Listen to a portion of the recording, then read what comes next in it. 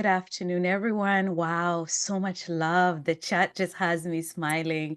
Maria, even before we kick it off, I just want to tell you you are loved. Do you see all these comments in the chat?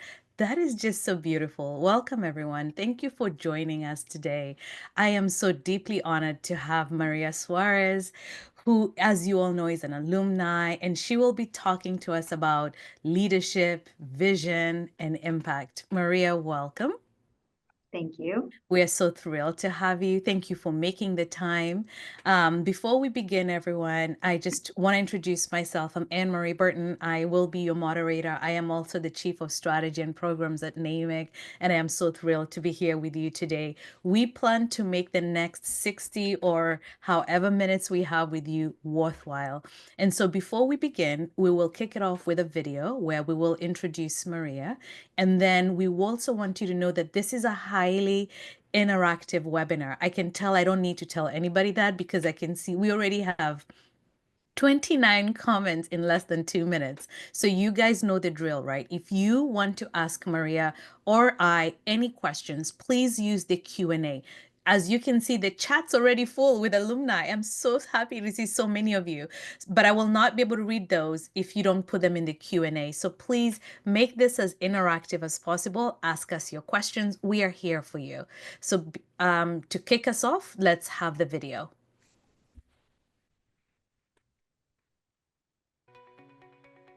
Maria is one of the most incredible leaders I've ever worked for. She's smart, she cares about the content, but more importantly, she cares about the people. And because of that, it's led to one of the most diverse reporting and editing staffs we've ever put together. We always talk about how we need to get more diverse audience and we need to reflect the audience that we have.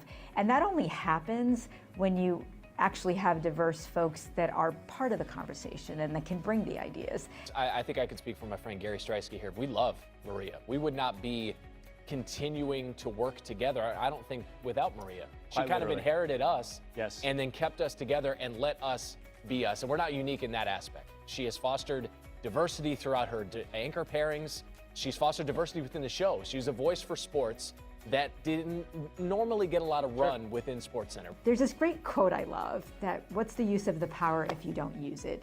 And that played a lot in my head when I first moved into this role, because I'd come from such a different part of the business and I had really gotten to work on just very different things, brought a different perspective.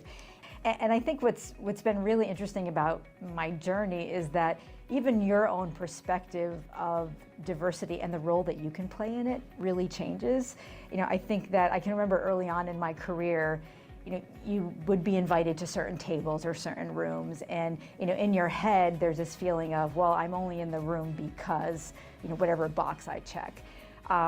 And then you have to get past that and go into, okay, so I'm in the room, actually have a voice. Like now this means that I actually get the chance to make a difference. So I'm gonna make sure that I really take advantage of this, that I use this wisely. When I heard first that Maria was being awarded the Next Generation Award, it just made me reflect about her career. I have known Maria for over 25 years. In all that time, she has always embraced diversity, in particular, making sure that women are well represented on the workplace. The interesting thing about Maria is it's not something, we're not checking boxes. We realize that's what our audience expects from us. We realize that's where sports is right now. So when you cover any sort of news, you have to think about what your audience expects, and our audience is broader than probably what the audience was 20 years ago. So what Maria has brought is a daily thought process, is what do our audiences want to know and how can we share that, and that brings diversity as part of our daily thought process. I'll say it to everybody here, Maria's been one of the best bosses, if not the best boss I've had during my time at ESPN, because she humanized the executive position. Like, I had never been able to text with somebody who occupies a corner office with a window view, and Maria humanized the position. So she meets you at a human level, which just allows you to be a better person professionally. So seriously, Maria, and everybody in this room, and the recognition is so well deserved. Thank you so much. She's thoughtful in her approach as it pertains to the kinds of stories that we cover and how we cover them and who covers them. I can't say enough good things about Maria. And nothing is more rewarding than, being in a post meeting and hearing people say, well, we shouldn't put, let's make sure we don't put all the women's content together. That this is really important. Or, wow, that new talent that we got to use today, they're really good. They made us better. They made us tell the story better. And you just start seeing that just more commonly. And then you start seeing that you made a difference in helping people see things differently and just be open to different sports and different stories and different people. And at the end, that our product and our products are better. And often when you text her, just so you know, she's going to be on an exercise machine of some sort. It's going to be a treadmill, it's going to be a bike, whatever it is. And then she'll tell you, oh, what'd you do this weekend? Oh, I ran a half marathon. Just another marathon? No big deal. Next weekend. I'm running to my next marathon. It's oh, okay, Maria. I PR'd again. So seriously, congratulations, Maria.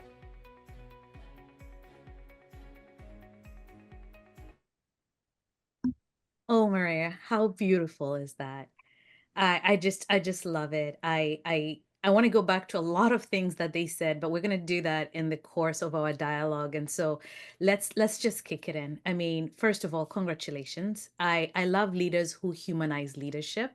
I know you personally as an alumni, and I know how much fun you are. So I'm speaking from a very privileged space as we have this webinar, and thank you again. So let's dive right in, Maria. Can you share your journey with us? I know there's so much that goes into making us who we are as people. It's this history, it's this culture, right?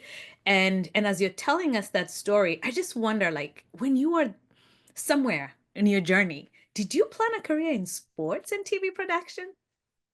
So it's so funny. First of all, that video makes me smile from ear to ear every single time.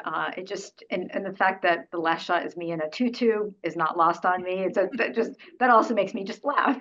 But so it's really interesting. So I don't think if you ever asked fifth grade me sports, I don't think that was ever, I don't think I would have ever said I was in sports. But for some reason, when I was very, very early on, I used to tell everyone that I was going to work in television. I don't think I even really understood what that meant.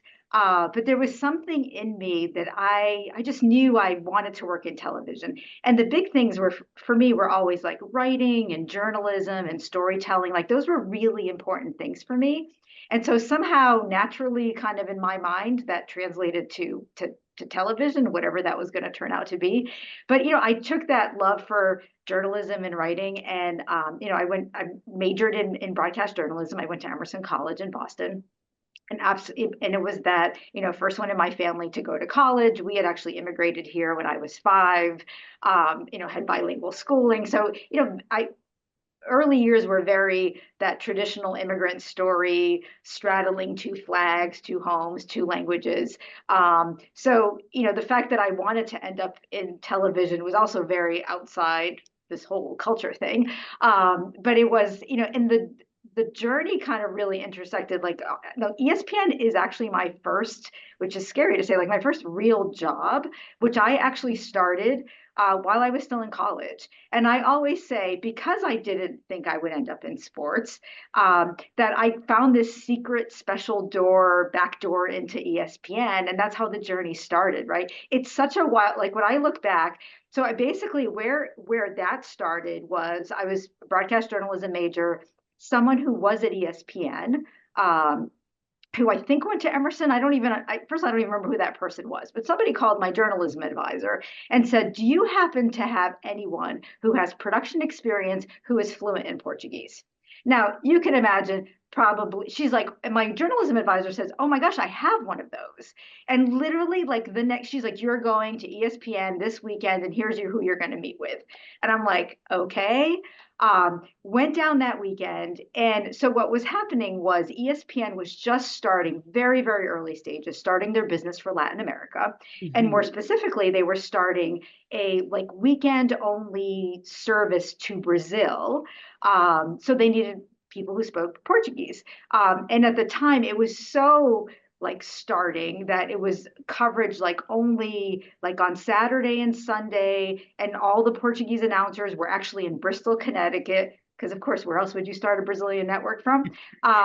So it was like Saturday and Sunday. So I would do my practicum class Monday through Friday in Boston, and then I would drive down and work at ESPN on, Saturdays and Sundays. And it was so elementary. It was, the master control for this network was literally a truck in the parking lot at ESPN. That's master control. And the VO booth where the talent sat was like an open closet, and it had this like Velcro curtain. So in between shows, we make sure that we opened the Velcro really quickly so we didn't hear it on air.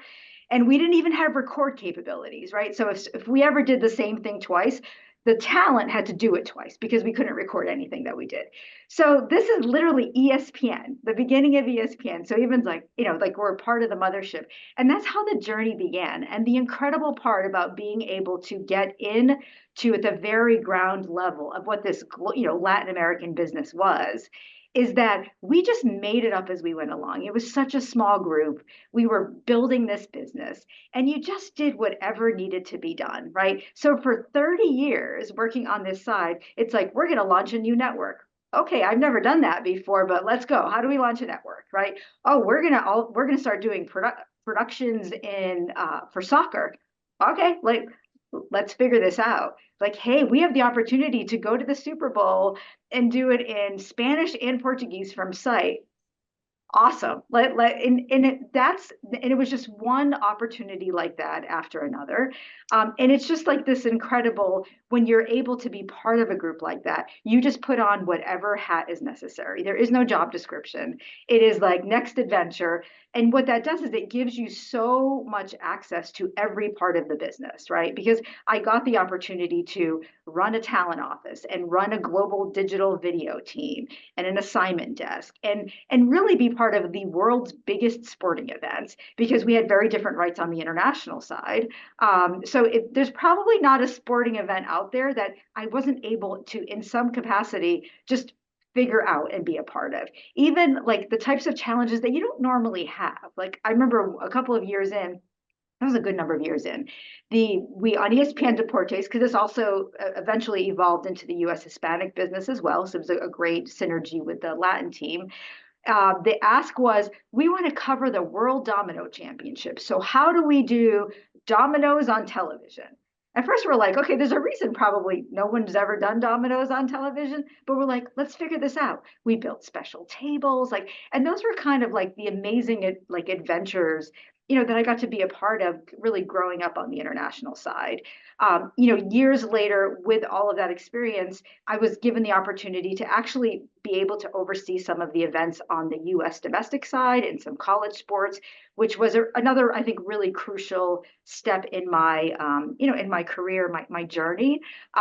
Because when you work on the international business, you're sometimes seen as like this niche business. So to be able to give them the opportunity of really doing something, and it was with women's sports, just when it was people were starting to realize like, oh, people do watch women's sports, and it was really grounder level of like gymnastics and volleyball, and I got to be this, like, not be just Maria from international. I was now like somebody who on the domestic business, and then as that was happening really 3 years ago, I got this incredible opportunity where to move over into our studio SportsCenter kind of news operation. And again, I was the only one in the room that had never produced SportsCenter.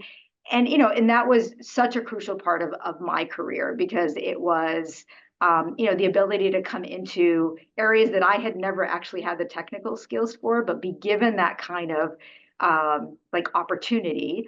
And also recognition. I remember, and this is such an important part of the journey, where the person that was hiring me had said, what would it mean for somebody to come over from the international business into a role like this?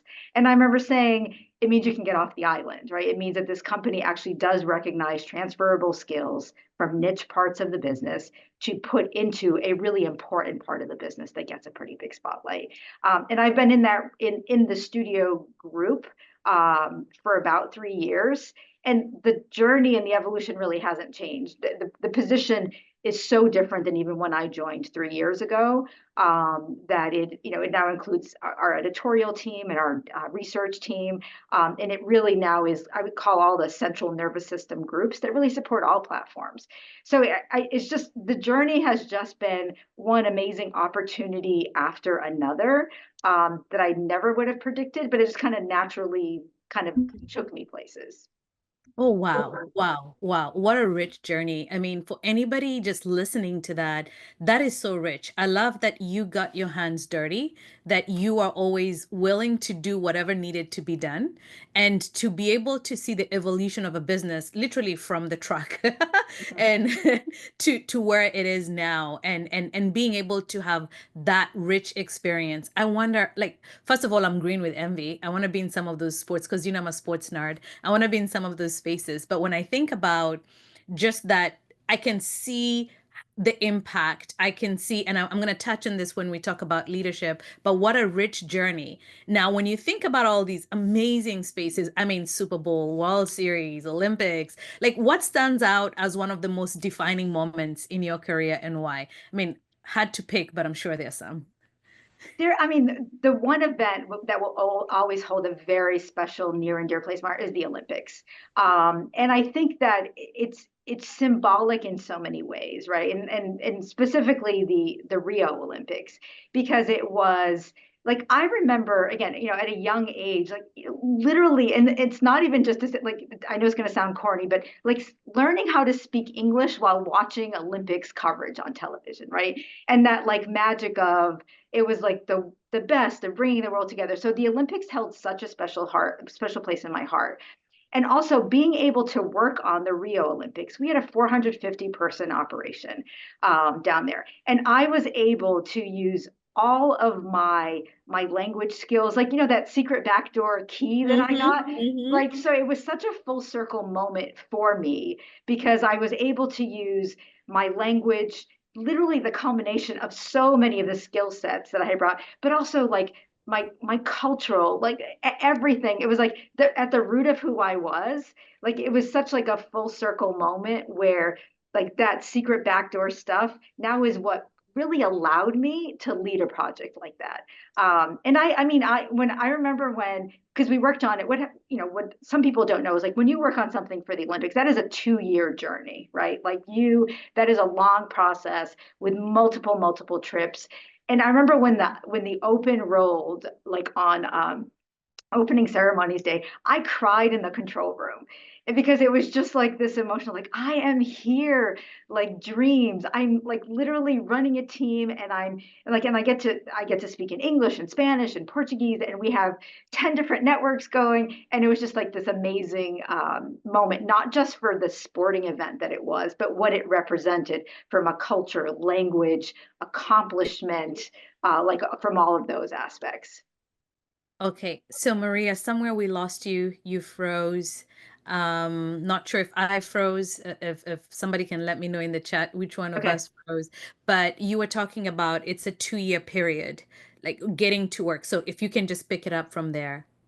Sure. So what many people don't realize is when you work on something for the Olympics now, and this was a case of like, we had rights to the Olympics in all of Latin America, right? So it was English, Spanish, Portuguese, like all of that.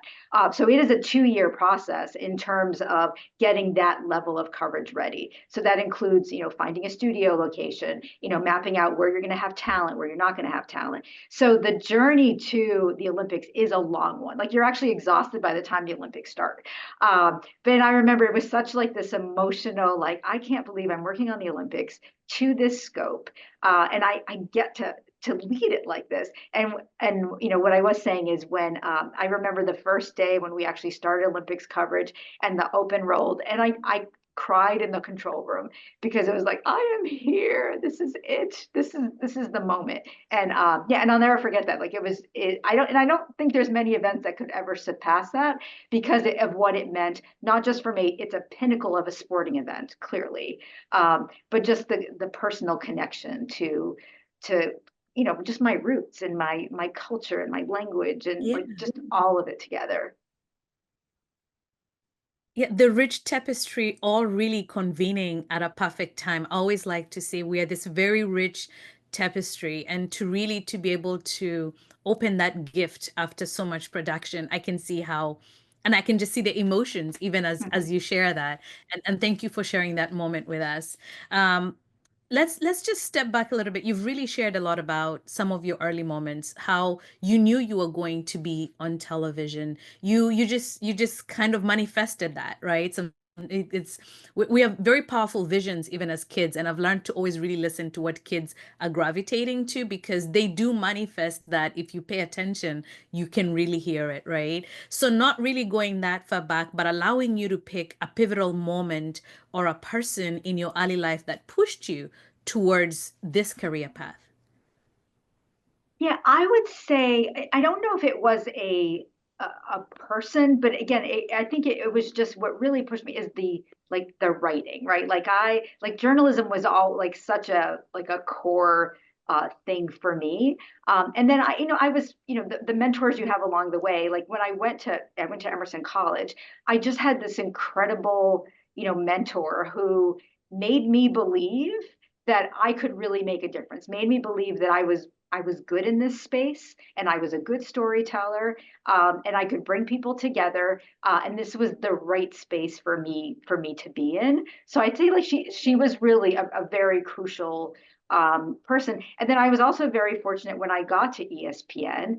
Like, I had some amazing leaders who just, saw this 22-year-old that was still in college during the week and saw that like, she could help us, be a backbone in what we're going to do. So, and you kind of need those people, right? And so but the importance of, and I can't stress, it's like you do need the people that believe in you before you believe in yourself.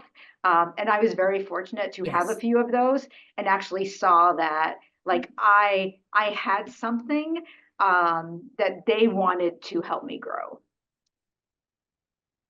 That's beautiful. So, Marie, we just watched this video. It was so powerful. I wrote down a couple of things. You may not have seen it. I just saw servant leadership. When someone talks about humanizing, you see people.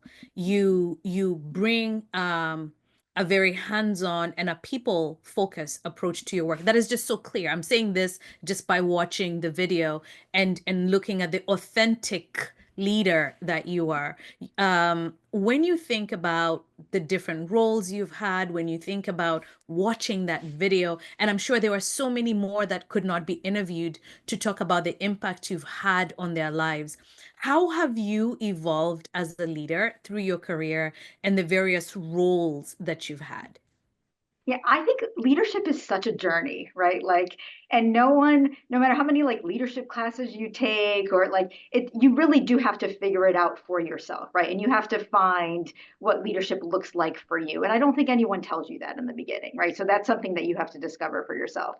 I think the different stages of leadership, like as I look at like how did I evolve as a leader, there's a couple of them, right? Like I think that when you first get introduced into leadership roles, it's because you do certain tasks well, right? So that especially in content, right? Like you're given leadership because you produced a good show or you can you just like you put together a good rundown or you actually wrote a good script. And so they're like, oh, you do a good show, therefore we'll give you some leadership thing, right? So your first leadership roles are very much you're kind of leading people, but you actually are working, you're still doing tasks alongside them, right? And I think that like that's the early challenges of being a leader, because and you hear this all the time. So you go from the doer to the leader, but you're still kind of doing, and you're leading, but you still want people to do things exactly as you would like them to do, right? There's like this real like the first exercise into being a leader.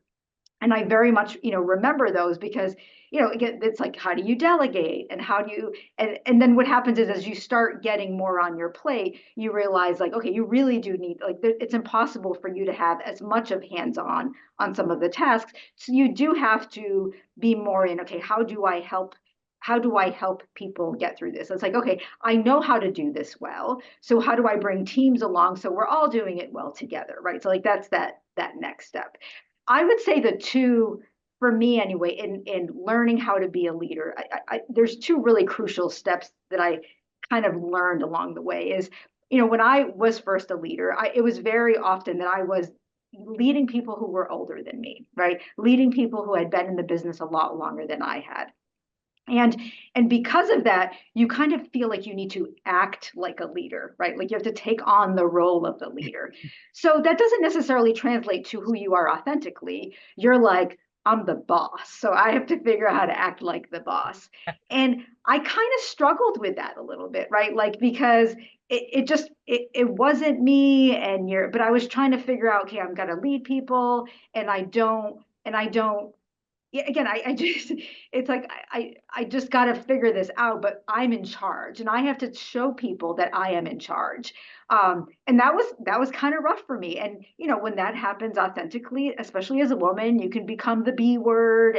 But it's like, and I'm with a lot of men. So I'm the young woman, leading older people who have more experience, and I think I'm supposed to be the boss, right? So that's not like, you have to figure out how to navigate that. And I'll never forget, I was actually going into a leadership program. This was like years in, and I asked my boss, like, what do I need to work on? And I'll never forget the words. He said, you are completely unapproachable to the people that don't know you. And I was like, what? And I'm like, me unapproachable, like fun and loving me, like how in the world am I unapproachable? And it was that I hadn't figured out how to be authentic, right? So I thought like, oh, I have to be the boss, but I wasn't being Maria, right? Like, so I had to transition, like, wait, that is so not what I want to be. So I had to learn, like, what is that vulnerable? What is that, like, I want people to feel like, I want them to succeed, and I want this team to succeed. And I want them to know that, like, I am in it with them. So that was a big shift for me. And I honestly, that was like 2 decades in to like, oh, I can be me and I can show people who I am. And one of the things that happened at that stage for me is that, like, so I was working in the Latin American business. I obviously spoke fluent Portuguese. That was my first language, but I had never learned Spanish. And for me, that was such a big, like, in this authenticity, because what it represented for me is I could understand Spanish very well, but I would always respond in English or Portuguese. And I said, you know what, if I'm going to be in the room where a lot of these discussions are happening, I'm going to learn Spanish. And I'm going to show people how vulnerable I am. For anyone that's ever learned a second language, that first, like, it is vulnerable because you're like, como se dice? Like, and you're trying to figure it out, and like, you're struggling, and you need people to help you learn that language. So that was a big lesson for me in being vulnerable.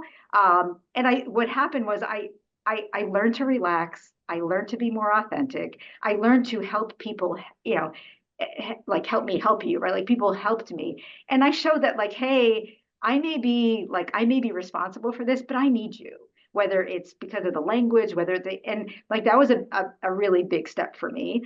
And I had this goal, I think it was like London Olympics. It was like, London Olympics, I'm going to run all the meetings in Spanish. And I did it. I worked with a private tutor. It was so important to me because it was, one, it would make me more valuable for my job, and it would allow me to be in discussions that I could not be in otherwise. But also, it really showed me how to be vulnerable in a very business setting. And then I think the other kind of, in terms of like evolution of figuring out who you are as a leader. So now I'm pretty comfortable being authentic, right? Like, I have figured this out, whether it's English, Spanish, whatever language it is, I'm very comfortable, like, showing somebody who I am. And that means, like, if we start a meeting with a recap of The Bachelor, because that's what I watched last night, that's what we do. And everyone knows that, right? But that's okay. But the other really big step for me, in terms of like leadership evolution, is when I moved into the studio position. Like every other, when I grew up on the international side, I had my hand in every brick that we laid in the business. So you're like, the history, everyone jokes like, oh, I think Maria hired me. I think I hired almost everyone there. Like, it's because I was there for so long. But when you get taken out of that, and now you get put in a group where I don't have the technical skills to do any of what any of the team does, that is a very different stage of being a leader, right? Because when you know how to get things done, you know the history, you know the people, you lead one way, but you lead in a very comfortable way, right? Because you know the lingo, right? But you know the lingo, you know the history. That's one way to lead. But when you move into a group where everyone is doing things that you have never done before, you turn into a very vulnerable leader. And what you learn is, you know what? The main things you learn is, as even though I am the leader, I have never done anything that any of my groups do, and that's okay. That's not my job, right? Like if and it's perfectly acceptable. I'm not going to have all the answers. And by the way, it is not my job to have all the answers. It's my, it is my job to, how do we bring the team together to figure things out? That is my job, right? And that's and when I moved over, and many people have heard me say this, for the first 6 or 7 months, every single conversation was like, what is this? Why do we do it this way? Like, who are you? What do you even do here? So that level of vulnerability, I mean, talk about really trusting the people around you. And I'm sure they're like, this is our leader. Like, oh my gosh, what is happening? But being okay with that, because I knew that the secret sauce I brought this, yeah, I've never done the skills, but I'm bringing new questions in, right? Like I've sat in so many other areas of the business, and I'm going to help this group think differently than it has, because I have this other experience. So those really like were two, so authentic and vulnerability, like those came much later, but those really shape like what you be, who you become as a leader. And that's very different than the person who knows how to, like, just literally has had their hands in all of those tasks. Oh, that is so beautiful. And thank you for sharing such that's such an authentic response, Maria, because I think what you had initially was courage. And then you relied so heavily on experience, right? That like experience is the armor. It's the armor we wear. I know how to do X.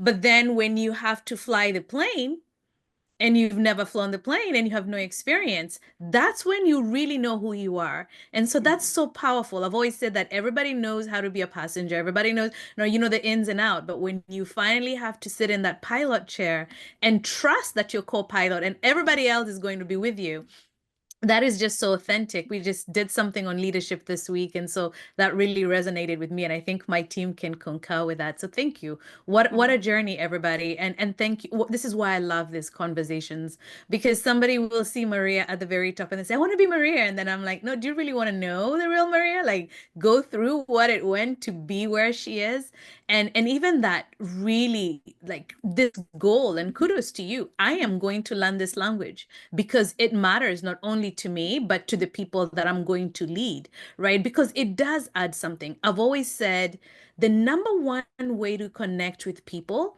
is when you know something about them. And language is the most powerful way to do that. Even when you travel and you just make an effort to say hi in a certain language, you notice that everybody around you just brightens up. They light up, right? Because you know something about them. You've made an effort to know something about them. So that's pretty awesome. Let's talk about mentorship, because you've touched on mentors, you've touched on people that have really helped you and seen you and propelled you in various phases and stages of your career. And I know you've been part of numerous mentorship programs at ESPN. And what advice do you commonly give to aspiring leaders? Yeah, I give a couple, right? And I think a lot of them are the same things that I think the mentors have given me, right? So, the first thing I'll say is the word mentor, like, I always go in and it's like, okay, I'm not the wise old one, right? Like, I think that's the definition of mentor. I'm like, so let's get rid of that, the wise old person. I mean, as a mentor, my only goal is like, how do I help talk somebody through the stuff that they're going through, right? Like in terms of like the situations that they're in, the new assignments. My only goal as a mentor is to give them somebody that they can talk things through and to share another perspective. Because a lot of times I may have a similar experience that I went through, and it's just sharing like, here's how I went through it. And sometimes it's like, here's how I went through it, and I don't advise you doing it the same. But here's how I went through, and here's what I really learned from it. So it's just like, for me, a mentor or mentoring is just giving somebody, it's just being accessible to someone and giving them an opportunity to talk things through. But also, it's also a bridge, right? Like a lot of times, especially with younger and career employees, I always say this all the time, it's like, use me as a bridge, right? So tell me what you want to know more about. Like, I've been at ESPN for a long time. I can help you, like match you up with, like, if you want to know more about feature writing, whatever it is, like, let me connect you with that person. So use me as a bridge. And I offer that all the time in terms of mentor, because I think that's a pretty actually important part of mentorship. It's not, let's talk through what's going on and how can it be different, but the ability to introduce that person to, like, my network, right? Because that's what I feel like, that's what I can offer as a, like, if I'm your mentor, my network is your network.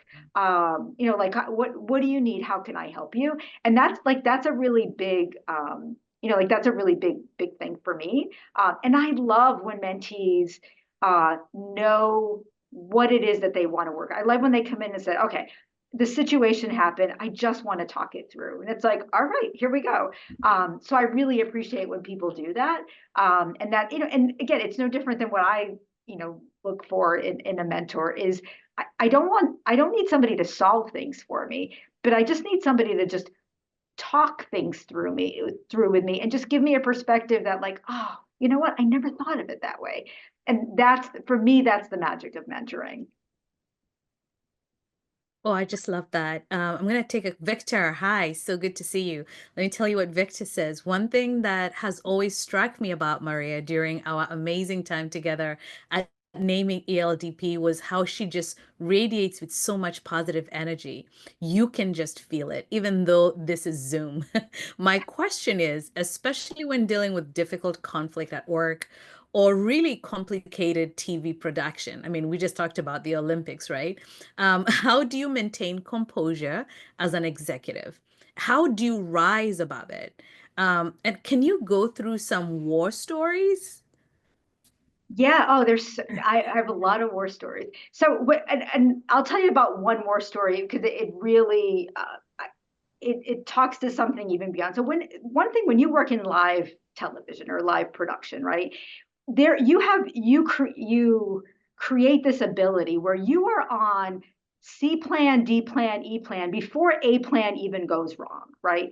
So that is just the way you have to think. Because regardless of what happens, you have to get through this tunnel, right? So you're always on that plan. So you become really good at, like, thinking on your feet, and just, again, you're always one step ahead. Where the challenges come in sometimes is when it's a little bit outside of that. And when you start questioning whether you have the tools to actually get through what is currently in front of you, right? Like, that's where you're like, oh, geez, like, this is not like all these other things. This is something else. And I don't know if I can get through this, right? Like, that's where the thing. So I'll give you an example of something where I think, I think one of the words that I would use to describe myself is gritty. And I think the grit. So we were at the London Olympics, and we had a non-rights holder operation. And I had, again, worked extensively. We had, like, this whole area. It was like 3 different studios, and we had ABC and Disney and everyone working out of this. I had done the deal with the third party that we had rented out the space, all of this. And I remember on, like, day 2 or 3, the third party that we had rented it from came to me in the studio and says, "You're in violation of the contract." Now, mind you, I'm a coordinating producer at this point, but the senior most person there. He comes to me and he goes, "You're in violation of the contract." And I'm like, "Oh, how so?" Like, trying to get information. And he said, "Well, you have, ABC working out of here. That's not allowed in your contract." And I'm thinking, okay, well, our contract actually says all Disney entities. I believe we are. So I get on the phone with the lawyers who did the deal. And I said, "Hey, they're claiming that we're in violation. Let's go through the language. Are we good? Like, what is this going to be?" So we went through the language. We felt we were within our rights. Of course, the third party did not. So the lawyers say to me, a coordinating producer, they're like, "You know what? Now they're not there. They're in, like, different countries. I think one's in New York, one's in the UK." And they say to me, "Yeah, you know what? This is going to have to get solved face to face. We've done everything that we can. So you, coordinating producer Maria, you're going to have to go in there tomorrow and renegotiate our contract for Disney. And I'm like, I'm sorry, what? I'm like, what? And they're like, it's going to have to be done face to face. And I'm like, how am I renegotiating the Disney contract? Like, what in the world is happening here? And I remember I turned to the lead of like our technical lead and like our ABC lead. And I'm like, guys, we have to go in there and renegotiate their contract. And technical person's like, that's not in my job description. I'm like, do you have a job description? Because I don't. Like, what are we going to do? We have to go in there and do this. He's like, I don't know what to tell you, but I'm not going to do this. And I'm like, okay. And then ABC person's like, oh, I have to get approval from my person. And I'm like, oh, you guys are ridiculous. And again, inside, I'm like, what in the world am I going to do? Like, I'm not a lawyer. How am I renegotiating a Disney contract? So I turned to the two of them, and they're both like at least a foot taller than I am. And I'm like, here's the deal. We're going to go in tomorrow. We're going to renegotiate this contract. And I need both of you to not say a word. Do we understand? Like, not a peep out of either one of you. Let me do the talking. And they're both like, we can't go in there. I'm like, you are both going in with me and you're not going to say anything. And they're like, oh, this is messed up. And I'm like, just stop. So we go in the next day, and I did my homework, and I realized, and I kind of figured out like what was my negotiating room, like how much money did I actually have to offer, what language did I need to end up with in this contract to make sure that Disney was okay. And we went in, and like it went in like I had always negotiated contracts, which is such a joke to think about. And they're like literally, and I have like my two bodyguards, and they were well trained. They weren't supposed to say anything. And we went in, we negotiated the contract. We walked out with the wording that we needed to within the money amount that I knew I still had to work with. Even at one point, ABC man's like, I'm like, ugh! And he's like, oh, sorry.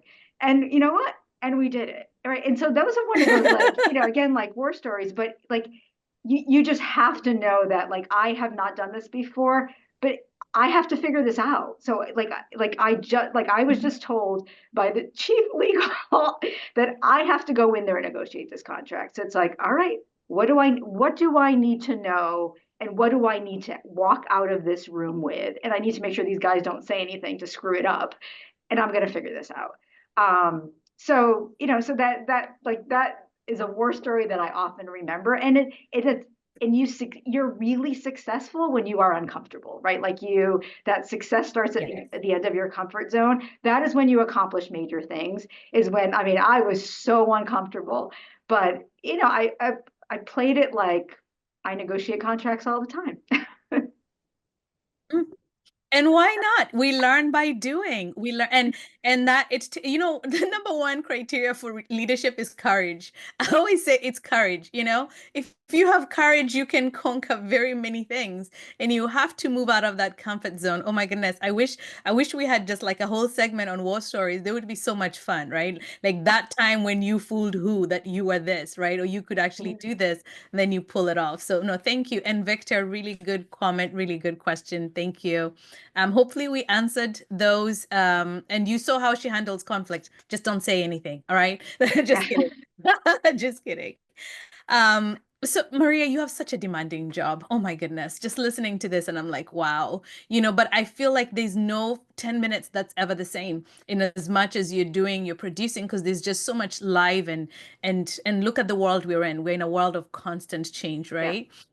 Yeah. With such a demanding job, what aspects of your work bring you the most joy and satisfaction? Because you got to find that. Yeah. Oh, and that's so important. And again, I think that also evolves. Like I'm kind of on the other side, like, I did all this traveling. I had 2 young children. And, my children are now 24 and 26, and they're both, kind of starting their lives. But when they have always been like that huge part of joy for me. And I will say, as much as I was traveling, I'd be traveling for weeks at a time at big events. Like when I was home, I was home, right? And I was always the one, to coordinate the talent show. And I was always the one to be on the field taking pictures of marching band. So I found joy in being able to be really present. I know we hear that all the time, but be really present and be part of the things that they were experiencing. It's funny, my kids were fairly young at the point. I remember one of the biggest compliments somebody paid me, and they had no intent on paying a compliment. I think I was picking them up from daycare. Now, mind you, for me, picking them up from daycare, I was always the last mom. I was always late from a meeting. I was always making that call, like, I'm sorry, I ran late. I'll be there. Like my kids were always the last ones in the daycare room. But one mom once said to me, like, do you work, or like, are you a stay-at-home mom? And I'm like, stay-at-home mom? Like, but to me, what that showed was, okay, you know what? I was still present enough in things that they saw that, right? So my family, my children are really like such a joyous thing for me. And I have, and one of the things I do prioritize myself. I know that like sounds like a foreign concept, but prioritizing myself is a really important thing for me. Anyone that knows me knows that the first thing I will tell you is what Peloton class I did this morning. My health and my wellness is very, very important. It's funny, and I know Victor remembers this, when our introductions on ELDP on the first day, and they're like, say something memorable about yourself. And I had just come off of, I had run 2 half marathons in 2 days in 2 states, right? So I'm a big runner. I like, my total joy now is I have a really good, crazy friend, and we just travel around the country doing marathons and half marathons. Like, that's a really, like, and that is, we bring our husbands, and it becomes these mini vacations. So, and that is a really important part of joy for me, and something that I really, really heavily prioritize. Exercise and eating well is a huge stress relief for me, and I really do make time for that. And I know people say, like, oh, like, I don't have time. For me, like, you can always make time for those kind of things. And honestly, I do. This morning I'm in our LA office. I had a call at 7 a.m. this morning to get to. I was on the treadmill at 5:30 because I knew that was my only opportunity, but I needed it for my head. So exercise, taking care of myself is a huge element of joy, especially now that my kids are older and kind of onto other parts of their life. Mm-hmm. Yeah, I feel like we go through these seasons, and I'm so glad that you broke it down that way, because there are different seasons, where certain things will take more priority and bring joy, and then there are other seasons, and I know we've talked about your son. So yeah, thank you for sharing that. So let's talk about, we have about 10 minutes to go, and I do want to do a rapid fire. One of my favorite things is rapid fire, but I have one question.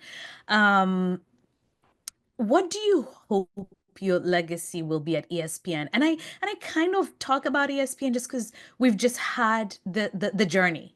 You've been there. You've touched so many people. When I think that there are some people that may never have an opportunity to have watched the video we all just watched at the beginning of this, where I say people give you your flowers while you can still hear them, right? When you think of your legacy at ESPN and in the broader industry, what do you hope it will be? I hope that people will see me as, like, I was authentic, and no matter what I did it with a smile, and I worked hard, and I was always willing to jump in the deep end, right? Whether I was qualified or not at times, that no matter what it was, I was ready to take on any challenge, and I was ready to take it on with a team, by myself. That there was just like no challenge too big to be taken on, and that's what I would want my legacy to be, and that I did it with a smile, right? Like, that's a huge thing, for me, is that because we work in sports, like, we don't, bodies are not at risk. Like, these are such get to jobs, and none of that is ever lost on me. Like, I am so amazingly fortunate to have the job, and to have had the opportunities and the journey that I have, and so I think one of those is that I was also always grateful. Like, I'm an SVP who still sends thank you notes to everyone, right? Because, and no matter what level, because that's like, I am grateful for every opportunity. Like, your favorite sporting event that you've worked on? Olympics. We already went, like, for 100 million reasons, the Olympics. Okay. Leaders who, yeah, leaders who inspire you. I think so Jody Markley was probably my most impactful leader that I had ever worked for. She left she left ESPN a few years ago, but she was truly that person who not only did she believe in me before I believed in myself, I'm going to go to that line. She is one that was the most amazing example of authenticity. And I've never met anyone who showed it like she did, where whether she was a manager or an executive vice president, she still cracked the same jokes, and she was still as caring and as loving and as like an incredible mentor. So she was an incredible like leader example that I was very fortunate to have.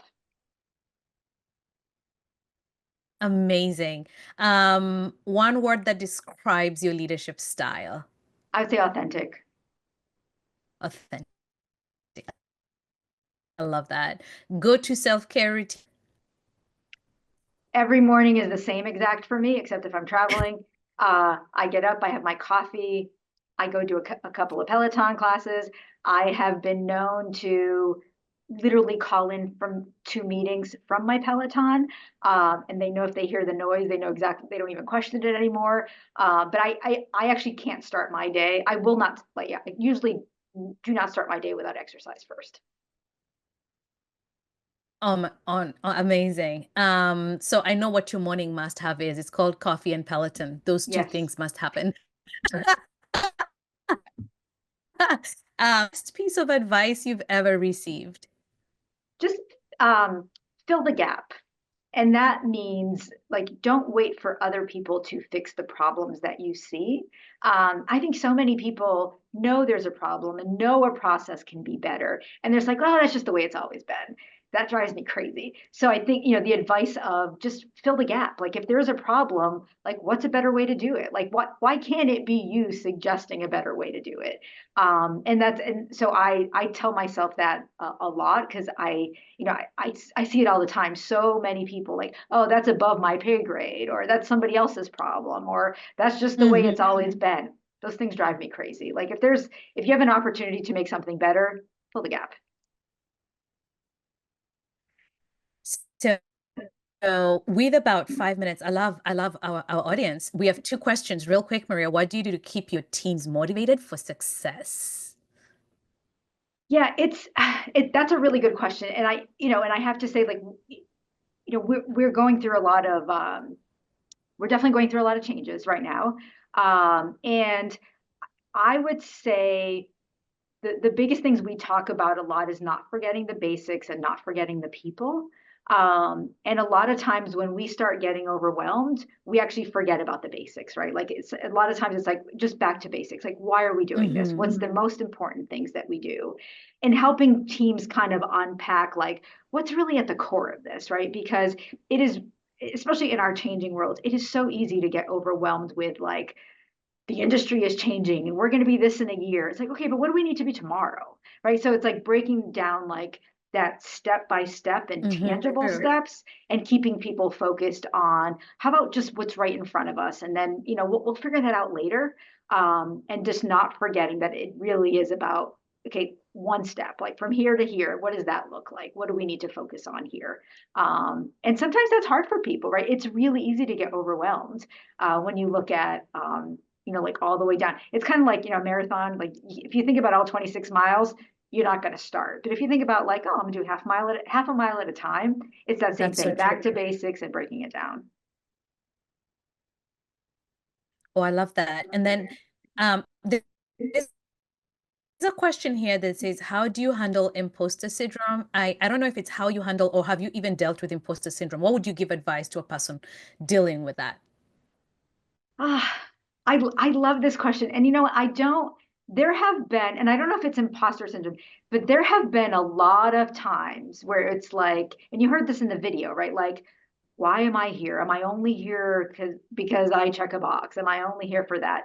And even like, when I moved over into like SportsCenter, like, and you also hear like, oh, of course, she only got the job because she's a diverse woman, blah, blah, blah. Like so not only do you question yourself, but when you hear that chatter, it's hard, right? Like it's hard to like, okay, but I think I've quickly moved on to like, you have to believe why you're there.